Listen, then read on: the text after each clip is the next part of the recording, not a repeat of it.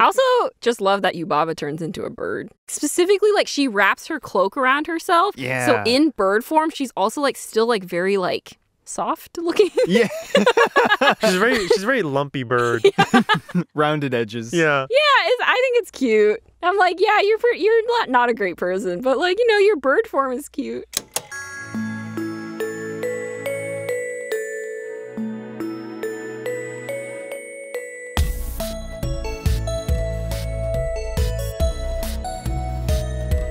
Welcome back to Nostalgia Club. Today we are talking about Spirited Away, the Studio Ghibli film by Hayao Miyazaki. I'm Victoria. I'm joined as usual by Michael. And Jino. Wow, and we're podcast editors who like to take a break from work and talk about things from our childhood that we really enjoyed, or maybe sometimes didn't enjoy, in the case of the B movie. Sorry, I don't know. I just like... Grasping for something we didn't like.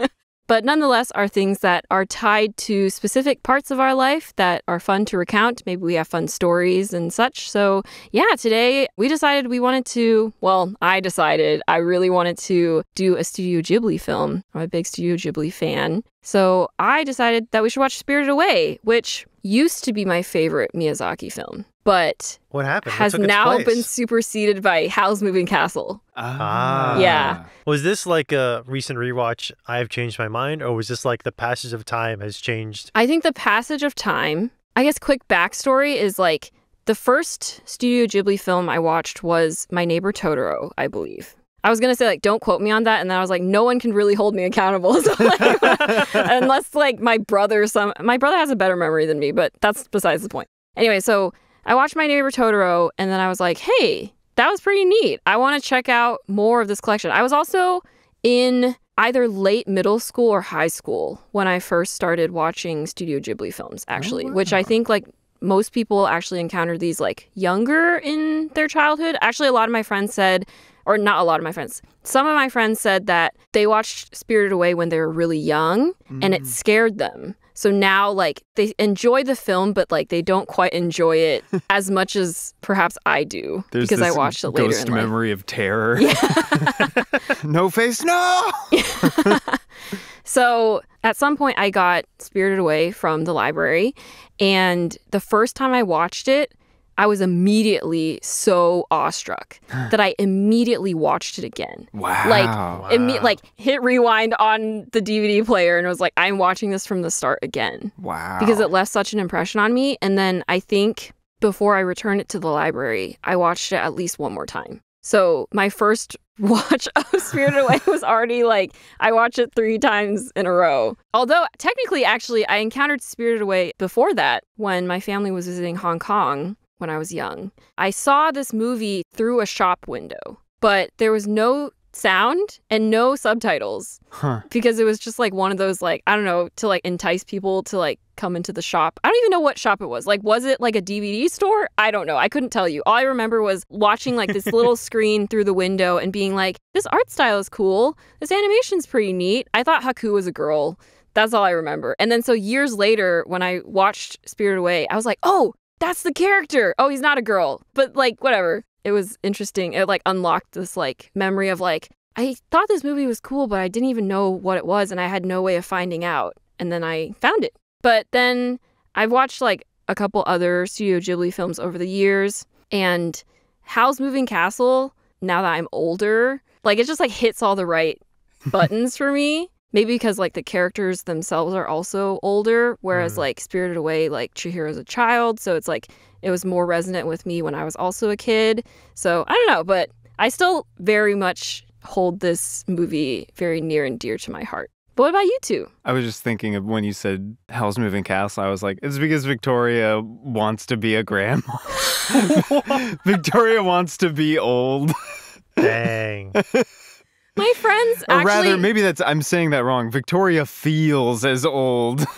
Victoria feels like... Okay. I do actually think there's something to that, because, like, in Howl's Moving Castle, like, Sophie becomes an old woman through a witch's spell. I guess it's technically a curse, but it has its, like, blessings and rewards as well. But My friends call me a grandma. They say I walk like a grandma. So, maybe I do resonate with Sophie a lot. Not just because she's old, though. No, I meant part and parcel. Yeah. But I was also cracking a joke. Incredible. Also, the food, real good. Oh, the food's so good. Food good.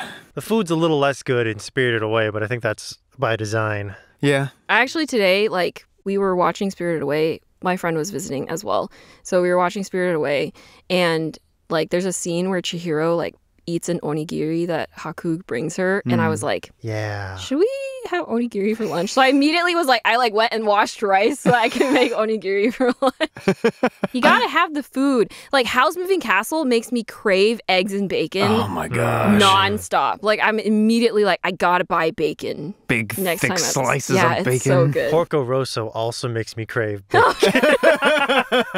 I should clarify, the food in Spirited Away is delicious, except I think the food at the very beginning sequence where the parents turn into pigs, I think was made specifically to look a little gluttonous and a little not less slimy, pleasant. but it's an unpleasant scene. And so the food is made to look appetizing, but as soon as they start to eat it, it becomes less appetizing. Yeah. But Michael, give us your Miyazaki backstory. Miyazaki backstory. There he is. He's here in the room with us now. I just spit him out. Oh, no. Oh, no. He's saying he's retiring. Nope, take that back. I'm trying to think of what's my go-to. Spirited Away was definitely I think it was the first Studio Ghibli one I saw. And likewise, I was pretty young. I don't know if I saw the whole thing through, but I saw enough to be oh, I'm scared. Mm-hmm. But it's that I'm not actually terrified scared. It's there's something about this that isn't necessarily horrifying or that isn't terrifying me, but there is something horrifying about this that's disquieting, which feels very intentional, of course. Yeah. I saw Mononoke for the first time in a theater once because they were just running it. And that was pretty cool. That's cool. Seeing these movies on the big screen is so different. The last time I saw Spirited Away before this was for a class in college. Ooh. And that was my first time seeing it all the way through and seeing any of it since I was a kid. Because again, you get the memory of I was scared. Yeah. And then you just avoid it. Yeah. But then you'd see that animation on screen and you're just and again, watching it back, masterful storytelling in terms of every shot. The moving into the spiritual realm is so captivating. Yeah. Just the shots of constantly moving through one portal metaphorically and then the next, the shots of Chihiro looking back and seeing that very Ghibli-esque zoom, that sort of slow, I don't know if parallaxing is the right word. I'm not a camera person, but zoom is something about it that's just magical. I feel right now for me, I gotta rewatch Howl. That's next on the Nostalgia Club docket. I'm gonna get us to watch Howl's Moving Castle. I'm not complaining. Maybe it's just Spirited Away right now for me. Maybe I need to see more Studio Ghibli. That's fair. There's still a lot that I haven't watched, but I really should. Gino, when was the last time you mentioned you hadn't seen this in a while? Yeah, my mom is a huge Studio Ghibli fan, so I watched a lot of Studio Ghibli growing up. But Spirited Away did terrify me as a kid. Specifically, and because it's so early in the movie, it took me a while to watch it again as a kid. But seeing her parents turn into pigs made me think that my parents were going to turn into pigs, which freaked me out. Yeah. Even as they were sitting in the room with me as we watched it. But I probably last saw it in middle school, maybe. It's been a long time, but my mom used to, and probably still does, play Studio Ghibli piano covers or melodies through the house. That's awesome. Every morning or something like that. Woo! So for me, I get a really deep sense of nostalgic melancholy whenever I hear any sort of Miyazaki related music. What's the composer's name? Joe Hisashi? But it's not directly connected to the movies. My feeling of deep melancholy. It's more I'm instantly blown back to my childhood. No other piece of music does this more effectively than, and there's some Korean classical piano music also that does this, but Studio Ghibli music so viscerally blasts me back to a childhood, and I feel just so sad. It makes me feel so sad. And so when people are it's beautiful, I'm it's not beautiful. It's devastating to me. That being said, my favorite Studio Ghibli movie is Porco Rosso because he's a pig that flies and that's fun. Second place, Castle in the Sky, because they're flying and they're pirates and they're like yelling at each other while also doing Morse code. And I think that's fun to just like be a sky pirate. Yeah. The robots at the end are like just icing on the cake. I like the sky pirates. They're fun. Oh, there's also Nausicaa. Oh. Yeah. Nausicaa for me was, I mean, we're supposed to be talking about Spirited Away, but Nausicaa for me felt like the ending felt very like ethereal. And as a kid, I didn't really like gel with it. Yeah. I actually haven't seen it, so I need to watch it. No spoilers then. Yeah. But it's like a very like early formative like anime movie where like the ending's a little more like metaphorical. Yeah. I feel like. Yeah. Sort of like the ending of like an Akira or something, where like it's like action, action, action, and then everything's white, and here's a message about life, and and as a kid you're like, I guess it's over. Yeah.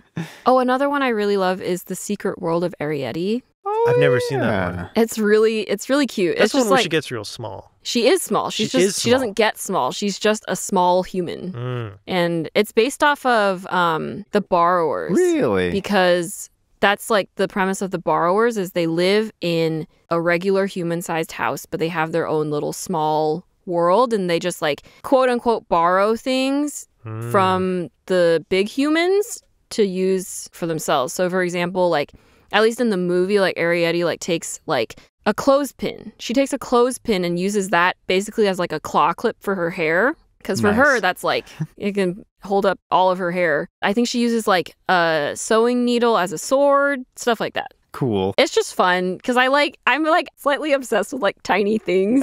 So I really liked The Secret World of Arrietty because of that. But you're so right about the music. Like literally this morning when I started playing the movie, my friend like heard the first note of the first track in Spirited Away and immediately was like, oh my gosh, like just like the wave of like nostalgia that you get hearing that music is really great.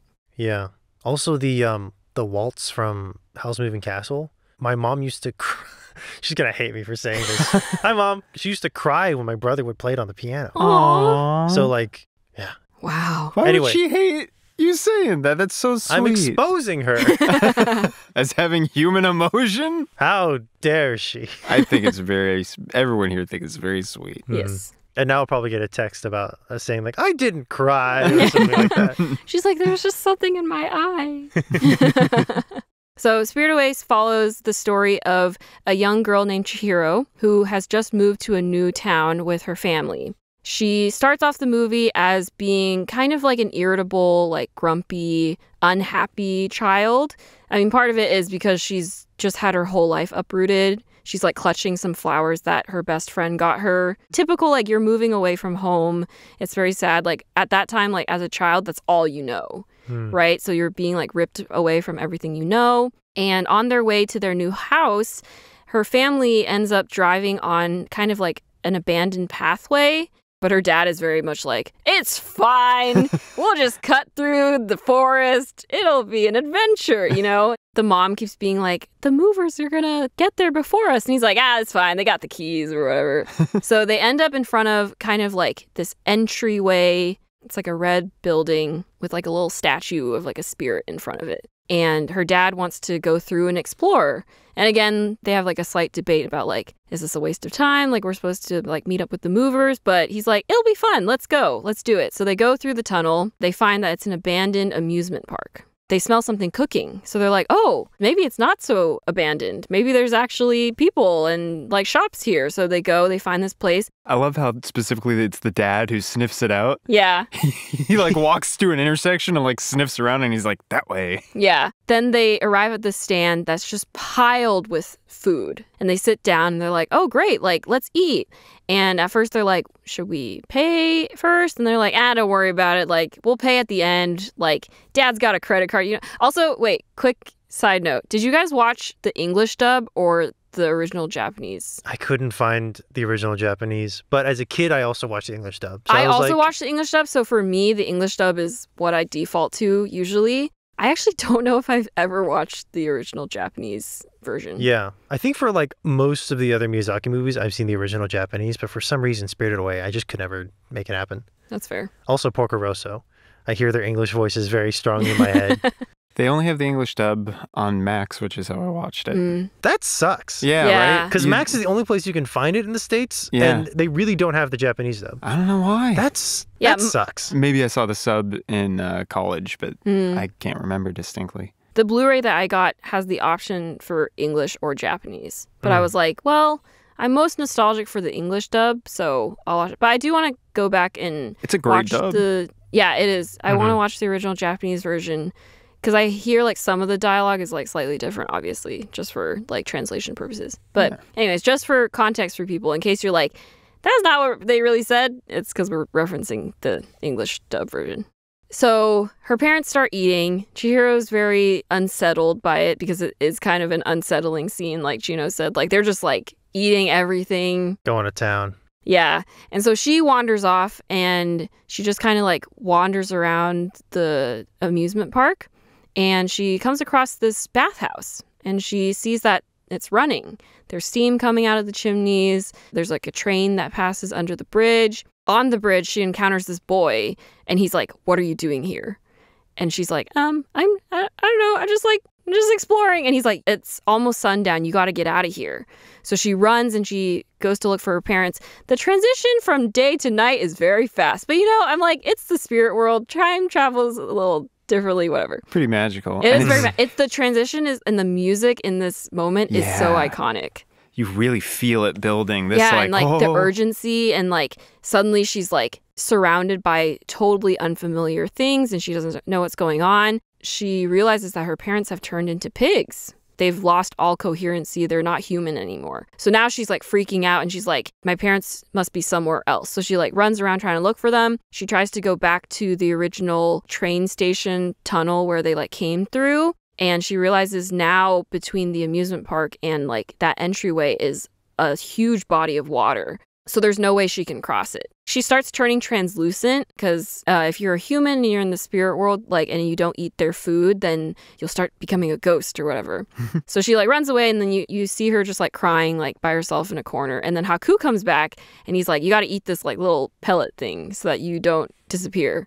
And he tells her, stay strong. You can get your parents back, but you're going to have to get a job. So he tells her all these instructions. You're going to go down to the boiler room. You're going to ask for a job, and you're not going to let them tell you no. He has to leave because Chihiro's presence as a human is discovered, and the whole bathhouse is like, oh my God, Master Haku, where are you? There's a human. He's like, oh my gosh. So she goes off by herself. There's like this sequence where she goes down the stairs to the boiler room. Iconic sequence. It's very iconic, and this is as close as I can get to describing what it's like to go downstairs in my dreams, because I have a very similar experience when I'm dreaming about going downstairs sometimes, where like the first few steps are like regular, and then suddenly like it's almost like the ground just like slips out from under you, and then you're just like free falling down the stairs. And I was like, maybe that happens because I watched Spirited Away. Like, I don't know at this point. Wow. Anyway, but she makes it down the stairs. She goes to talk to Kamaji, the boiler man. Great character. He tends to the boiler room, and he has all these soot sprites that are enchanted to lift coal and put them into the furnace for him. Kamaji says, I can't give you a job. I already have enough help here. The soot sprites have to work because otherwise they'll just turn back into soot. And then that's when Lynn, who works at the bathhouse, she shows up, and Kamaji's like, can you take her to go see Yubaba and get a job? Then we get like the whole like introduction to the bathhouse scene. You see all the various spirits. There's some duck spirits. They're pretty great. Love those guys. There's also a radish spirit. He's also pretty great. He's chill. Yeah, he's pretty chill. Just hanging out. But you also meet some other spirits who are looking for Chihiro, and they're like, we smell a human. Where is she? But she manages to go up to the top. That's where she meets Yubaba, who runs the bathhouse. She's like this like enchantress woman who at first is like, no, I'm not going to give you a job. Your parents were selfish and greedy and gluttonous, and they deserve to be turned into pigs, and I'm also going to turn you into a pig. But isn't it like, it turns out she like signed a contract long ago that says like she has to give everyone a new job? Yeah, so it's like or she made a promise that anyone who asks for a job, she has to give it to them. So technically, like, she's just trying to like get Chihiro to like back out, but eventually she's like, okay, I have no choice. I have to give you a job. So she agrees to give Chihiro a job. She's like, it's not going to be easy though, and if you whine or cry, I'm going to turn you into a pig immediately. Oh, Yubaba also says, like, tell me who helped you. Like, who told you, like, how to get a job and all that. But Chihiro, like, sticks to it and, like, doesn't sell out Haku and stuff like that. Chihiro, not a narc. Best character. Yeah. Oh, and Yubaba takes her name. Yes. So when Chihiro signs the contract for working, Yubaba takes away, like, 3 of the characters of her name. And so her new name becomes Sen. This is how Yubaba controls people, is she takes their name. And so eventually they forget who they are. Maybe they even forget, like, how they even came to this place. And that's how they stay there. Does that imply that all the employees have had their names taken? It's possible. It's never explicitly stated. There are theories that, like, for example, like, maybe Lin has such a soft spot for Chihiro because she also, like, maybe, like, grew up in the bathhouse and has just been stuck there. Well, she does say that, like, in order for her to leave, she would have to, like, buy, like, these, like, really expensive train tickets to leave. There's, like, nowhere else for her to go. I did look up because she is one of, like, the few characters who just kind of, like, looks human. Yeah. I looked up, like, the Wikipedia page, like the fandom, like, wiki page for her character, and it said she was, like, a white fox spirit or something. Ooh. Oh. That's cool. I looked it up, like, shortly after her introduction, and I was like, oh, maybe we'll see that come into play at some point. We don't. No, she's just... the only real indication you get that she's not human is that she, like, eats this, like, roasted newt. Oh, but yeah. even then, I'm like, people eat newts, I assume. Yeah. Yeah. I love that part, though, when, what's his name, who runs the boiler room? Kamaji Yeah. is like, take her up to see you, Baba. And Lynn's like, no. And he's like, I'll give you this roasted newt. She's like, great, I'll do anything. So Chihiro signs away her name, and she actually does kind of forget it until Haku brings her old clothes, which has, like, the card that her friend wrote for her that has her name. And she's like, wait, my name's Chihiro. Like, I totally forgot. And he's like, yeah, that's how Yubaba controls you. I forgot my name, which is why I can't leave. Also, like, before this, she gets a little confused because Haku is, like, suddenly acting, like, very cold to her the second time she sees him. And then it's revealed that he's Yubaba's apprentice. So he can't show that he has, like, this connection with Chihiro because it'd be, like, I don't know. Compromising and whatnot. Yeah. So thus begins Chihiro's life at the bathhouse, and she's having a hard time. The first task, because, like, Yubaba's, like, purposely trying to make it difficult for her, they're, like, assigned to clean out this, like, huge tub. The biggest tub. The big tub. And it's, like, hasn't been used in a while, so it's, like, caked with sludge, and they have to, like, really scrub it. And then they get their first big customer who is really smelly, so they think it's a stink spirit. And Yubaba's like, yeah, but we have to, like, serve him, so, like, just, like, send them to, like, Chihiro and Lin and let them take care of it. Turns out it's not a stink spirit, it's actually a river spirit that's been polluted. And so Chihiro realizes that there's, like, something stuck. She describes it as, like, it's like a thorn in his side, and it's like a bicycle that she pulls out, and they start pulling out, like, all this, like, trash and debris. So there's, like, some commentary about, like, humans polluting rivers and stuff like that. The classic Studio Ghibli environmentalist message. After that, because the river spirit leaves them with a lot of gold, the whole, like, bathhouse gets to celebrate. They're like, woo, we did it. Like, this was, like, our biggest client or whatever. The river spirit also gives Chihiro, like, medicine ball. A medicine ball, yeah, which will come in later. There's also during this that she lets No Face into the bathhouse. Yes, because she's, like, she's new, so she's, like, hurriedly, like, getting water and stuff like that, and she sees No Face, this, like, spirit that just has a mask and, like, doesn't seem to have, like, a mouth or, like, any other facial expression. And she sees him standing outside, and she's like, do you want to come in? I assume he's, like, almost like a vampire where he has to be invited in. Yeah. Because until he doesn't come in until she invites him, unbeknownst to everyone else. After the river spirit leaves, No Face shows up, and he has the power to, like, grant people riches. It's kind of unclear if it's, like, grant something that, like, he thinks they desire. Because doesn't he, like, get all the bath tokens for Chihiro? At first it seems like he wants to thank Chihiro for letting him in, and so he steals a bath token for her, sees that she likes it, steals a whole bunch for her, and then she uses them, and then he starts giving out gold to other employees, and then he starts, like, eating them. He eats the frog first, because the frog gives him a voice. Because before he has, like, no voice. But which is so creepy to me as a kid, even still now. They say something about he's not usually like this, but being in the bathhouse corrupted him. I think it's, like, because he's surrounded by all these people who all want something. Mm. Maybe it's like a feedback loop of like, they want gold, I can give them gold. I wonder if like he's inspired by something in an existing text or myth of some kind. I would not know. I looked it up briefly, and I don't know if this is the most reliable source, but I'll just refer to it as such. Based on interviews, it's an original creation, so it's not based on anything, but it's just generally like he wanted a character that could convey like the intrinsic desires that are in everyone else. It's like everyone else is filled with greed, and their greed feeds his monstrosity, and his monstrosity feeds their greed. And Chihiro is the only one who doesn't want anything from him. Yes. Like he can't give her what she wants, and so she breaks him. And at first it's like she's just really interesting to him, but then she like infuriates him, drives him to madness, and only after she's exhausted him does he come back to himself. Yeah, because he tries to basically like buy people's attention with money or like with things that he can give them. But when he realizes Chihiro actually doesn't have anything that she wants that he can give her, like she's like, I just want Haku to be okay. He's like, I can't do anything about that.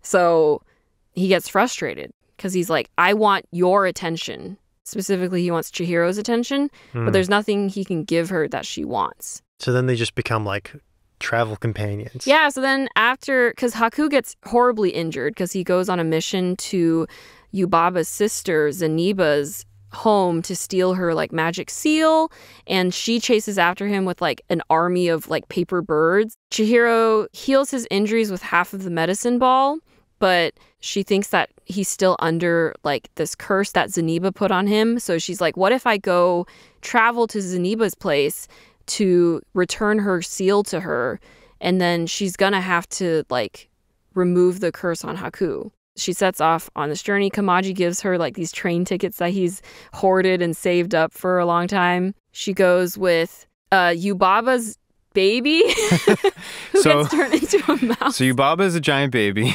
He's like, a giant baby. You know, just for fun. And he's, what is it? Sorry, I was just also thinking, because at the beginning of the movie, Yubaba is like, Chihiro, you're such a spoiled crybaby, and you just like, you just whine all the time. And I was like, your child is the definition of a spoiled crybaby. Her child has been conditioned to believe that the world outside of his room will kill him. Yeah. Which he seems to very quickly get over.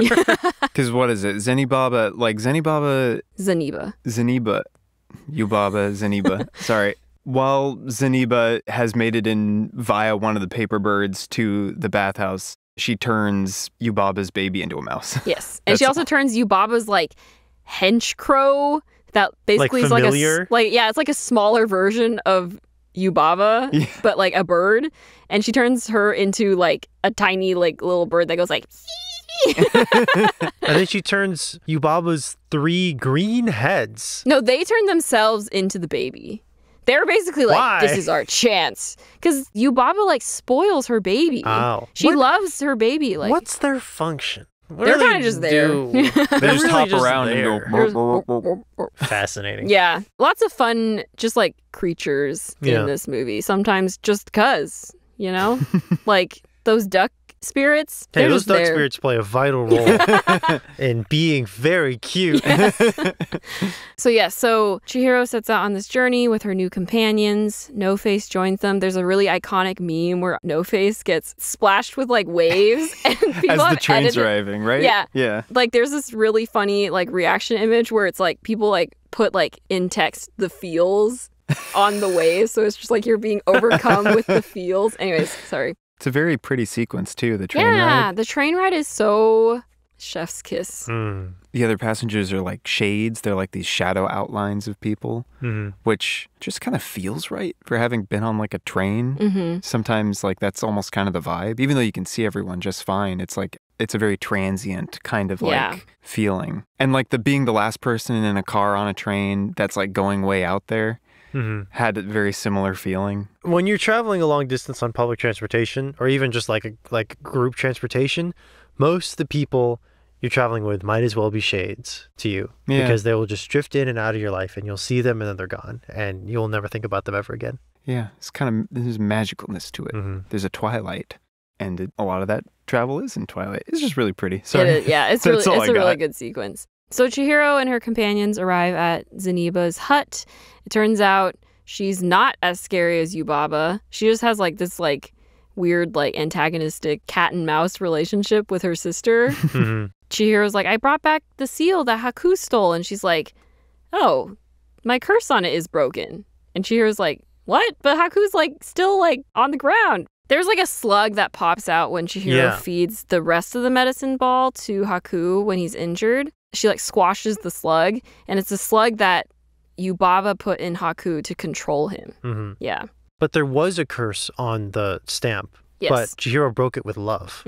So it's basically like Chihiro thought that he was still cursed, but it had already been broken. But then it's like a very nice moment where like they're just like hanging out with Zeniba. Zeniba's got a nice place. Yeah. I would love to live in Zeniba's place. Yeah. And very like homey. Yeah. No Face and the baby and the familiar are helping her spin thread, like magic thread that she then like crochets into like a little like magic hair tie for Chihiro. And she's basically like, this was made through the power of friendship and it will protect you. Then Haku comes back to take Chihiro back home. Not home, but back to the bathhouse. No Face actually stays with Zeniba because she's like, I could use a helper. And he's like, yeah, that'd be great. He doesn't say that, but yeah. Because, Yeah, which is really sweet because it's like... He's not lonely He's anymore. not lonely. He got what he wanted and he didn't have to get it by bribing and eating people. Yeah. Chihiro goes back with Haku. Oh, sorry. Haku's a dragon. I don't think I said that. Oh, yeah. Yeah. He's a dragon. Oh, he can be a dragon. He can be a dragon. So he's flying her home, and while she's riding on his back, she gets this memory of like her in the water and like being saved by something or someone. She realizes, she's like, hey, Haku, like when I was a kid, I fell into this river. Someone saved me or something saved me. I'm not really sure. But the river was called the Kohaku River. And I think that's your name. I think your name is Kohaku River. And he like regains his memories. It's a very cool sequence where like his scales fly off and they're just like floating through the air. My friend was like, it'd be horrible if the movie ended with them just like splat into the water. He's like, why didn't you tell me we were on the ground? Yeah. Oh, no. He's like, Chihiro, you saved me by remembering my name, but I can't fly anymore. And they just like die. No, okay, that'd be horrible. Dang. No. It's a very beautiful flight sequence. Yes, it is. Aladdin's got nothing on this. Yeah, it's really great. It turns out that the river is gone now because they like drained it and then like built apartment buildings over it. It's interesting in that context because when they're talking and they're falling in the air. Yeah. He's like, Chihiro, you did it. I remember my name. And she's like, I had a memory of being lost in a river and you were there. And he's like, that's incredible. And she's like, they replaced it with apartments. And he's like, that's great. He's like, no wonder I couldn't find my way home. But like he says it in such like a happy way. I don't know. I mean, I was like. They just breeze right by it. Yeah. I remember where I lived. It's That's gone. Great. They bulldozed it. Wow. Yeah. Can you still fly? I don't know. We're gonna try. So then they return back to the bathhouse. Yubaba has decided that she needs to give Chihiro one last test before she can let her go. And then her baby is like, you have to let her go. If you make Chihiro cry, I won't like you anymore.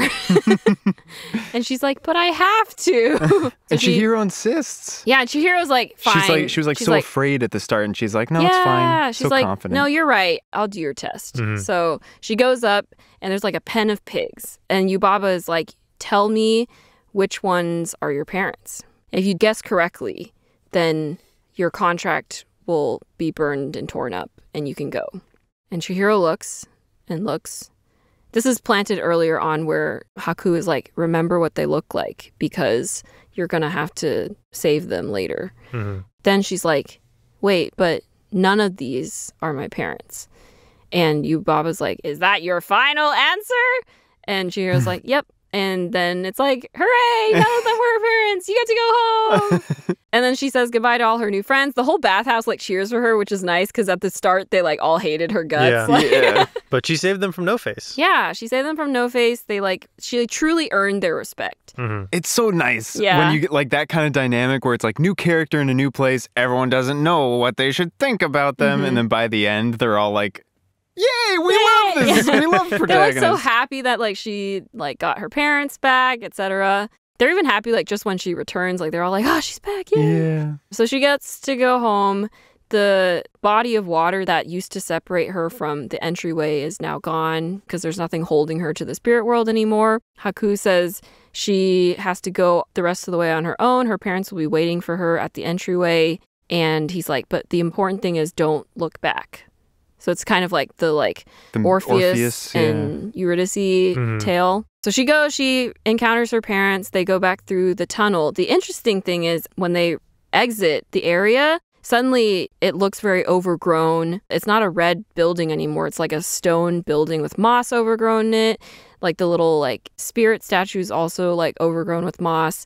And their car has like leaves and stuff on it. They're like, oh my gosh, like how could this happen? So there's like some theories about the ending. How long they were gone? Which I was like, how long have they been gone? Was it all a facade, etc.? I was going to ask you guys what you thought of it. Then Chihiro goes home and she's like completed her coming of age journey and she's ready to encounter her new life in this new city. And she's not afraid anymore, which I think is the most important takeaway. Hooray! I guess we'll start by talking about the ending. What do you guys think about the ending? Well, it felt to me, the way I interpreted it, it felt like the movie wanted you to question whether they were real, but the fact that her hairband stayed, the purple hairband, and kept flashing, meant that like, it really did happen. But it's sort of like a memory to her, and she's not ever going to truly believe it happened or something like that. Like when she grows up, she's going to be like, oh, I once had this really like vivid daydream or weird dream. Or like sometimes I'll see things and like they remind me of the spirit world, but I'll never consciously say, oh, I went to the spirit world. But like it did happen. It's just like, that's my interpretation of it. I mean, I think it did happen again because everything. But also thinking of like how long they were gone. I don't know, because it did seem like longer than. I mean, how long was she there in spirit world time? Like, I mean, it's not super clear, but it's at least a few days. Yeah, at least a few days, maybe even like a week or multiple weeks. The thing is, I don't think it could be too long because their car would have been found and moved from that spot.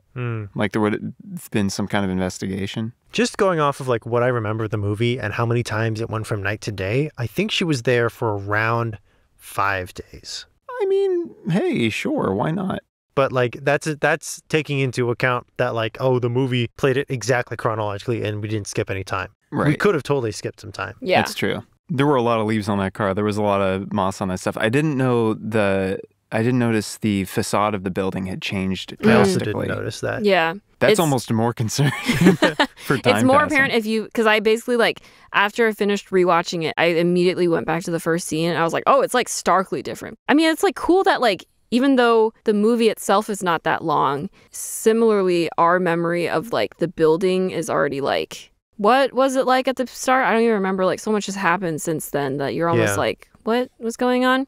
I read a theory, which I think I'm leaning towards this theory the most, which is that at the beginning of the movie, Chihiro basically is able to see past the facade that the spirits put up. The facade that this building is like very overgrown and old because they're trying to deter humans from going through. At the end, you'll notice her parents aren't necessarily surprised that the area itself is overgrown. They're just more surprised, like, why is there all this stuff on the car? So it's possible that at the beginning we see things the way Chihiro sees it, which is like, oh, there's like this red building. It looks old, but like not so old that you don't want to go through it. Yeah. But then at the end, since she's completed her journey in the spirit world, she now sees what everyone else sees, which is what the spirits want them to see. And then the leaves on the car are potentially just, maybe it was like windy and it like blew, like, you know, like it could be explained by just like a few hours of time passing. Yeah. I don't know. Who's to say? I do think a very literal interpretation is also very funny, where they're just like driving back and then they go to their house and like 20 years have passed. Oh gosh. Like, what's happening? Yeah. That's dark though. That is really, I mean, there's like so many like dark turns you could take with this too. Yeah. I was looking up because the animation on Haku when he's in dragon form and flying is like, I don't think I've seen anything else quite like it. It's like a flag flapping in the wind almost. I was like looking up, are there references that they used or something? And I found something on Reddit. So I don't know what this comment could be referencing or if it's based on anything at all. But I did see one that since Haku does a lot of writhing in dragon form, someone said that Miyazaki directed them to model the writhing after an eel being prepped by a cook, where they have to Whoa. kind of like mess with the eel while it's still alive to like keep it on the board, and the eel will writhe in like distress. That makes sense. Which I guess they had to take, this comment anyway says that they had to take some field trips to see it because none of the animators had seen it. Miyazaki was like, Japanese culture is doomed.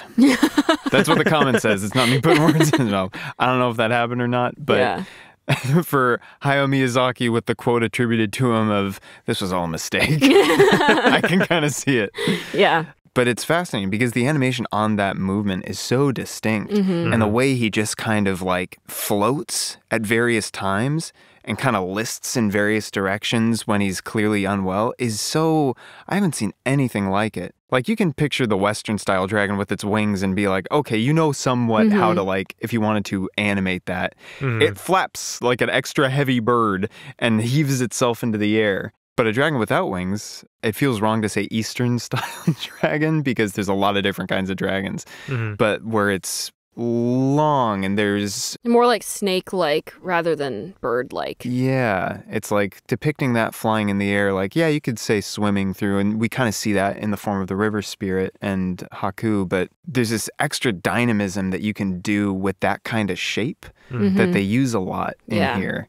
And it creates like this very otherworldly quality in seeing this being able to maneuver itself and then float through the air in a different direction. But also there's still kind of like a momentum to it. Like you can almost feel it as if it's moving through the air like water, but also propelling itself like a little further in any given direction than moving in water would allow it to do. So it's just absolutely fascinating. I mean, we all know Studio Ghibli animation's like second to none, but it's wild how much you can like forget how much detail is in there that every time you go back, there's something new. I would love to see this movie on the big screen. I think that would be really wonderful. Yeah. I do think there are theaters that kind of like every year do kind of a Studio Ghibli run where they'll just like have a week where it's like, come in and watch all of these Studio Ghibli films that we have lined up. So I definitely would love to see some of them on the big screen as well. What was the one you brought up?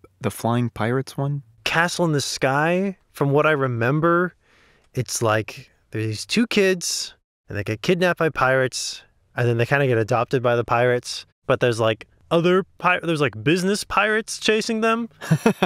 And everyone's trying to find the castle in the sky, which is like some legendary, ancient, high-tech, like flying castle that supposedly has like some power or treasure or something. And so all these pirates are like fighting each other to get there. And then the kids get there, and then these giant, gentle flying robots that like are gardeners or something. It's very vague. I think they cook ramen at some point. It's great. Oh, I bet it looks delicious. Just like imagine like all the tropes you would get from like naval warfare movies or like pirate warfare movies, but they're all just in the sky. Huh. And so like broadside cannon fights are like just like planes. And the aesthetic is great. Miyazaki loves planes. We all know this. Yeah. But his like earlier, more like fantastical plane stuff, I really enjoy. Wow. I don't know if I was aware of that one or not before now. So I'm like, I think it's an earlier one. I think Nausicaa was first, and then maybe Castle in the Sky was second, but I'm not quite sure. Okay. I know he did he direct? I think he directed Lupin. No. Victoria's looking things up right now, so she can correct me. But like Ghibli makes a bunch of movies, but Miyazaki doesn't direct all of them. And so they can have similar styles and aesthetics, but like Miyazaki has his own like personal taste. So it's like, if it's like environmentalism in planes, then like, it's Miyazaki. Yeah. Okay. So the movies you were referring to are things he made before he founded Studio Ghibli. Because Miyazaki had a pretty extensive career in animation before he even did Studio Ghibli. But Castle in the Sky was the first Studio Ghibli movie. Ah, okay. Oh, Yeah. wow. How many until they arrived at Spirited Away? Because I feel like there's something... I mean, not that I've seen the entire catalog of Studio Ghibli movies, but there is something that Away feels was Spirited very... 11 is the 11th one. Okay. It came out in 2001. So it was Miyazaki and Isao Takahata, who is the other primary director for most Studio Ghibli movies. Castle in the Sky and My Neighbor Totoro were Miyazaki, but then Grave of the Fireflies was Takahata. Kiki's Delivery Service was Miyazaki. Oh, Kiki's Delivery Service. I need to rewatch Kiki's Delivery Service. Love Kiki's Delivery Service. Then there's Only Yesterday, which was Takahata. Porco Rosso is Miyazaki. Pompoko is Takahata. So it kind of looks like they like trade off, where it's like, which kind of makes sense with like animation timelines, where it's like we're both working on projects so that there's not so many years in between projects coming out, that makes which sense. I guess makes sense. Some other ones: Whisper of the Heart, Princess Mononoke, My Neighbors the Yamadas. These are not all Miyazaki. I'm just listing Studio Ghibli films now. Then Spirited Away. After Spirited Away was The Cat Returns, which is a wild one. I've not seen that one. I've heard good things. After The Cat Returns is Howl's Moving Castle, then Tales from Earthsea, Ponyo. Love Ponyo. Ponyo's just like The Little Mermaid, but if she was a goldfish. Oh, yeah. I've never seen Ponyo, but I've seen the ramen scene probably like 50 times. The ramen scene in Ponyo. I want ramen. I'm like, maybe should I make ramen for dinner tonight? Anyways. Then it was Arrietty, From Up on Poppy Hill, The Wind Rises, The Tale of the Princess Kaguya, When Marnie Was There. Oh, I did see that one. And then the most recent one, The Boy and the Heron. I liked it. All right. Anyone got any Ghibli stories? I went to the Studio Ghibli exhibit in LA when I was at the Academy of Motion Picture Arts. I think The that's Academy Museum. They had a Studio Ghibli exhibit. You can't take pictures in there. You can take pictures, like, they have some, like, fun things outside that you can take pictures of. I mean, if everyone took pictures, then they wouldn't have any left. Yeah. Sorry. Now I'm just imagining every time we take a picture, like, it grabs the light and there's just like a shadow. Yeah. Oh, no.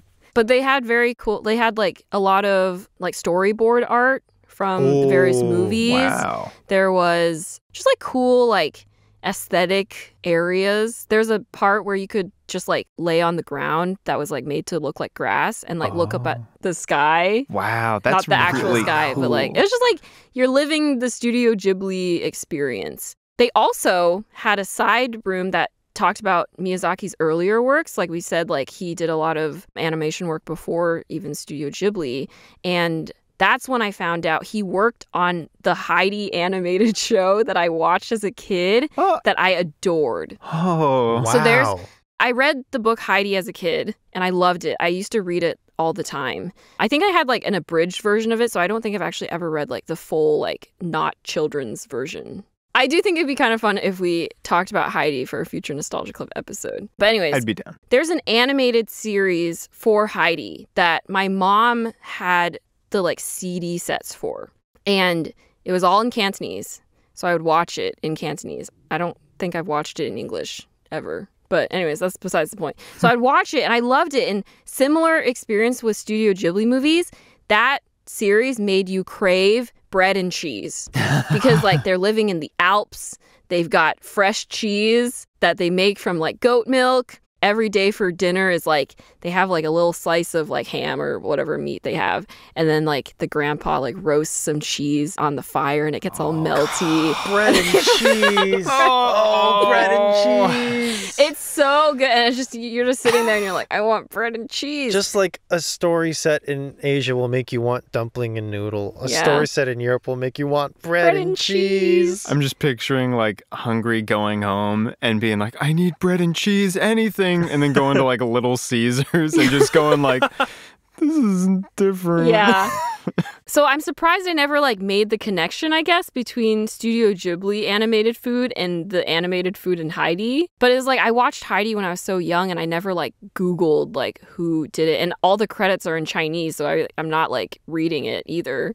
So that was cool. And they had like in the exhibit, they had like the little sheep, like little figures of the sheep that are in Heidi. And I was like, oh my God, it's the sheep. Anyways, that's my fun Studio Ghibli anecdote. Wow. Wow. I got nothing. I got seeing Mononoke for the first time in my local theater with a bunch of people that were totally there for Mononoke. Not people I knew, just a bunch of random strangers that were like super jazzed. Okay, the way you said that at first made it sound like they weren't there for Mononoke and they all got surprised. Oh, really? Wow, that would be almost even better. Like, all right, here I am to watch. I'm trying to think of like the movie crowd that would be most surprised. Like, oh boy, Mamma Mia 3. I think rom-com is one aspect, but I think also two more options would be like if you're there to watch like a really violent, dramatic action movie, or if you're there to watch like Grown Ups 3. Grown Ups 3, or, well, there's some intersection. I was thinking like some old Hollywood movie where it's like, ah, yes, I'm here to see Lawrence of Arabia. Like, because Princess Mononoke is so like deliberate with everything it does. So if you have a movie that's so just like wildly like bombastic by any metric, I think that'll be the opposite. I think actually Princess Mononoke was too gory for me when I watched it, so I think I need to watch it now that I'm older. Yeah. I just remember that the lady had a gun, and me as a kid went, whoa! One thing that will always remain true, just like any Studio Ghibli soundtrack will make me tear up a little bit and think about childhood mornings I'll never get back, so too does a Totoro plush make for an excellent gift, no matter the age range or demographic. So true.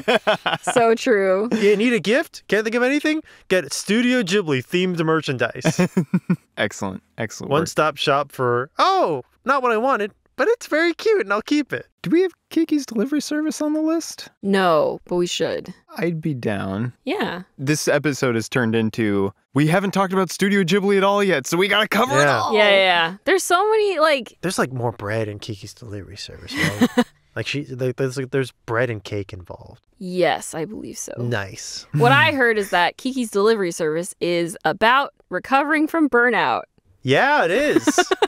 It is. Well, I think we do have to watch it now. I will say, on the topic of like things that have alarming relation to us, but mainly Victoria, there was something about Chihiro at the beginning of Spirited Away that like reminded me of you. Just like a combination of her being like, I have a bad feeling about this. Like, uh-oh, I don't think we should be doing this. And being like, this is too much. Yeah. She really was. I was truly wondering, I was like, where are you going with it? No, it was like two vibes very close together of like, this is going to get bad and this is way too much for me right now. Yeah. You know what the beginning, Chihiro and her parents reminded me of is like all of any interaction the Baudelaires had with any adult in a series of unfortunate events. Where the kids are like, oh, it's bad. And the adults are like, nah, we got credit cards. And then they turn into pigs. Yeah. The kids were right. Yeah. Yeah, my most favorite book of a series of unfortunate events is when they turn into pigs. It's a spoiler for me. At this point, I can tell you anything that happens in a series of unfortunate events. I'd believe it, probably. Yeah. I think I'm surprised that we haven't talked about anything Studio Ghibli for Nostalgia Club is because for me, Studio Ghibli movies are peak nostalgia. Like the peak definition of nostalgia for me. Well, we'll definitely have to spend more time with this just so we can explore it more. Yes. Because I don't think... Next season, all Studio Ghibli movies. I mean, yeah, sure. I'll watch a bunch of movies. Yeah. There's a lot I haven't seen personally, so if you... me too. Whatever you want. Just a whole Studio Ghibli season. And then we have to cook one dish from each movie. Yeah. For every movie. Because I refuse to go through that and then not eat some really great food. I know. Like I've been seeing recently, like people have been doing like, basically like, they're like watching a movie and then like, usually it's like their partner will very generously like cook like a whole like list of like food items to like go with the movie. Scenes? Yeah, like someone did it for the Lord of the Rings where it's like they brought them like a plate of lembas when did like you the send characters. Me that? I probably did because I was like, this is incredible, and I was like, I will never do this. Nor would I ask anyone to do this for me. So the Spirited Away version of that would be like a huge, ridiculous spread, and then one small red bean. And then a medicine ball? A medicine ball? No. Furikake. Did I say that right? The onigiri. Onigiri. Where hikake is the seasoning. Onigiri. I have a reason for saying that. It's because I've been eating a lot of onigiri that with furikake on That's it. fair, yeah. And I really like is usually on onigiri. And then Please take that out. I'm so embarrassed. And then there's big dumpling. I've been to Japan twice. Yeah. The big dumpling that they eat, or like the big, like, I think it's either like a dumpling or just like a bao. Or like a red bean bun or something. Yeah. It looks so good. Like, it's so like, it's like the right amount of like squishy. Yeah. And then another huge, ridiculous spread. And then maybe like one more of that just in case. And then a little gross ball. You got to eat it twice. I think that's it. I think the gross ball is the last thing you eat.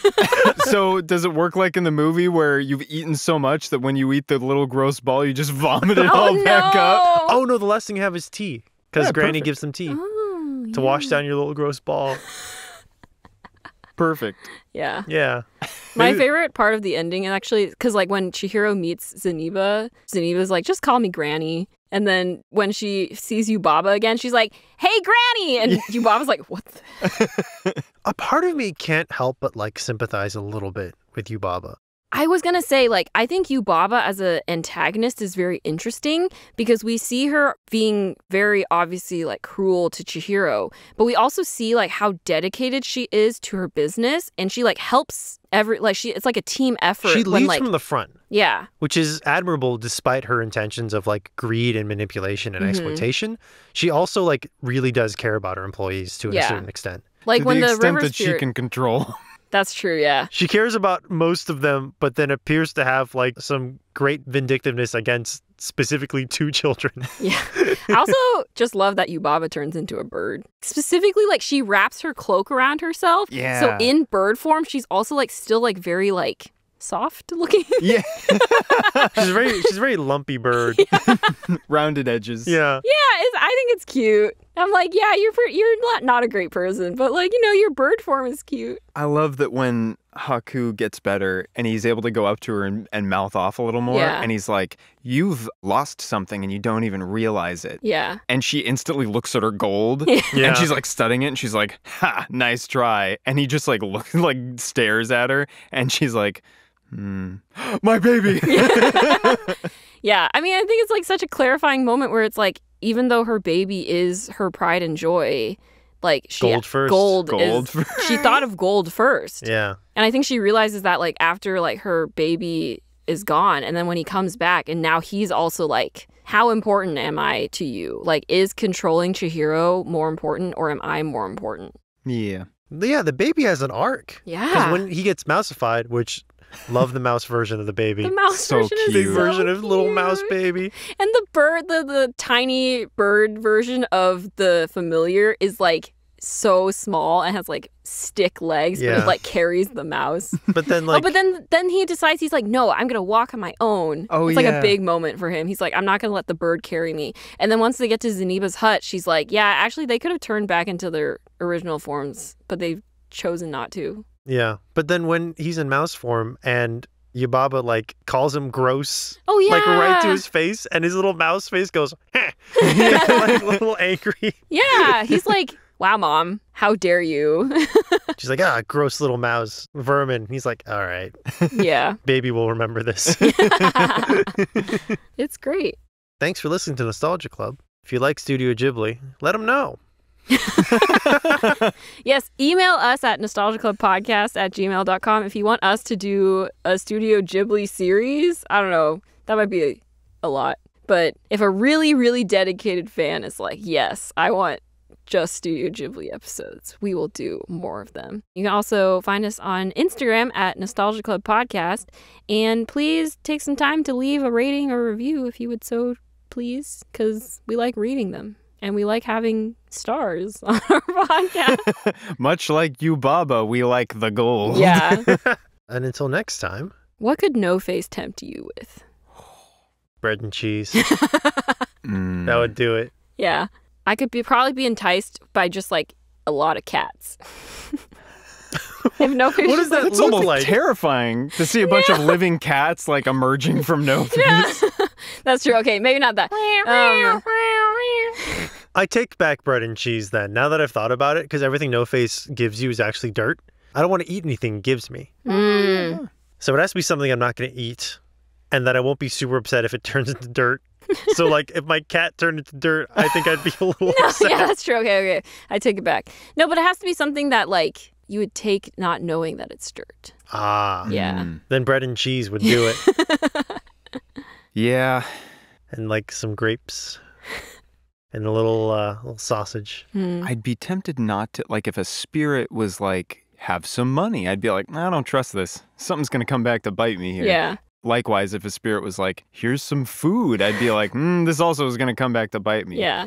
But if a spirit was like, here's Spirited Away on Blu-ray, I'd be like, yeah, okay. You'd be like, this is thematically consistent with what you are. That's true. Like, if No Face was like, here's like every book that you've ever wanted to own, I'd be like, thanks. It's pretty neat. Yeah. Here's my screenplay. Oh, nice. If No Face was like, here's your entire completed audio drama already done. Here's a 2-month paid vacation. Oh, yes. That's it. That's the one. It's not even like money. It's just like you get to go on vacation. He just hands you the concept of a paid vacation. There's nothing in his hands, but he's like, you want it? And you're like, yeah. Victoria, the way that you just instantly caved, you just like slumped over your microphone. We found it. And you were like, oh, that, like, I heard something like uncork in that moment. And you're like, that's it. That's the one. That's how they get me. Oh my gosh. Now I'm like, oh dear, what would I do for a paid vacation? Would you risk being consumed by No Face if you got a 2-month paid vacation? If he consumed me after I went on the vacation. Wow. Yeah, he'd really get you. Yeah. Yeah. At least I would go You'd well be so rested. relaxed. Yeah.